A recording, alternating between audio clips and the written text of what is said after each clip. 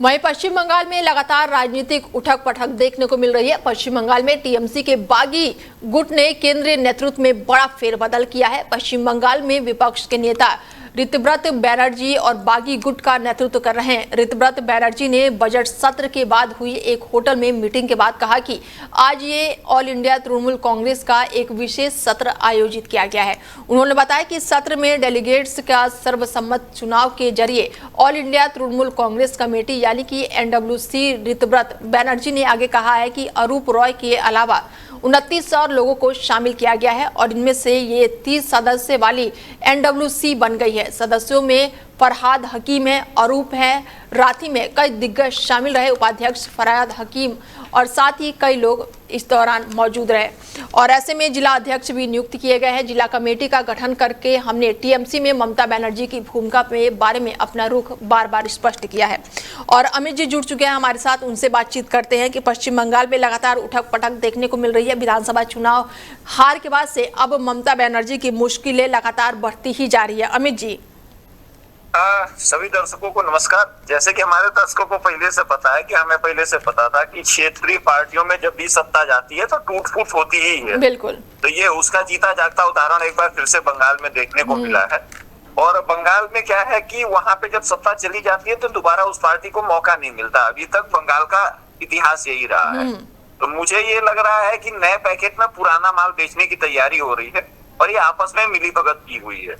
तो मुझे लगता है ममता बनर्जी मोदी के साथ समझौता करके वो अपने सांसदों को बीजेपी को पूर्ण बहुमत के लिए भेज देंगी और जो रीजनल पार्टी में जो सांसद विधायक बचेंगे उनको आपको अमित जी ऐसा क्यों लग रहा है कि ममता बनर्जी जो है वो मोदी के साथ जाएंगी या बीजेपी के साथ जाएंगी?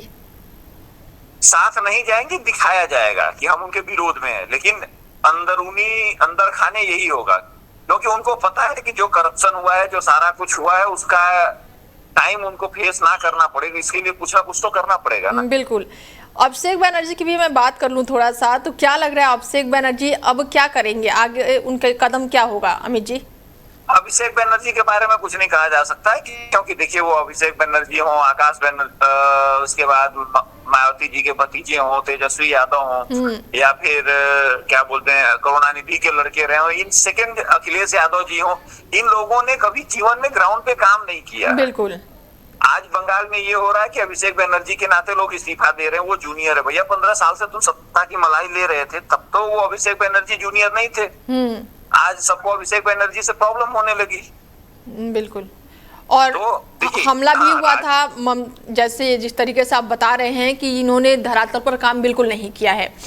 इतने समय से पश्चिम बंगाल में उनकी सरकार होने के बाद भी अगर ये धरातल पर नहीं उतरे हैं तो ये अपने आप में भी एक बहुत बड़ा सवाल है।